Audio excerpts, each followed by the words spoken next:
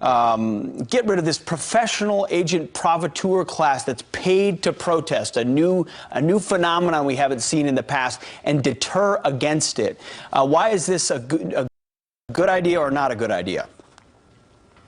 Well, it was actually the entire Republican caucus that voted in favor of this. The problem with it is that it puts the protesting in the same statutes as the RICO statutes, which go after criminal gangs. And what it allows you to do is actually seize the assets of people who plan peaceful protests before anything actually happens, which brings sort of the specter of thought police. For example, if a county jacked up their property taxes by 30% and the local Tea Party decided that they wanted to have a protest and somebody completely unrelated to them set a trash can on fire, the police, without a trial, could seize all the personal property of those Tea Party organizers who decided to raise their voices. Steve, I think that's it's an interesting example, but a bit of an outlier compared to what we're talking about here. I've been inside some of these protests, anarchist groups who are clearly trying to provoke and confront police officers who are under siege, and there is evidence that outside organizations are funding these things. So this bill says, hey, if you're funding something that looks like it's organized to create riots and violence, why don't we find a way to deter that or prevent against that? Doesn't that bill try to do that? Nobody on the left or the right wants to have any kind of violence in a protest. Nobody. But there's already laws on the books to attack that. If there's criminal property damage, if there's criminal conspiracy, we can already go after them.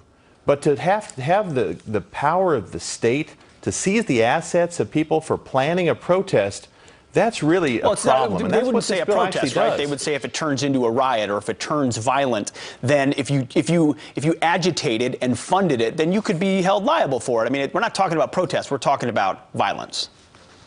Well, if you were just talking about violence, I'd be supporting this. But you're talking about holding people responsible who are planning the protest, not the people who committed the violence. But I take your point. So you're right. It goes at planners, which is a difficult. It could be a dangerous area, especially if they're not responsible for the provocateurs. But what if the evidence is that the planners knew, the planners funded, the planners said go after the cops, create violence, riot, loot?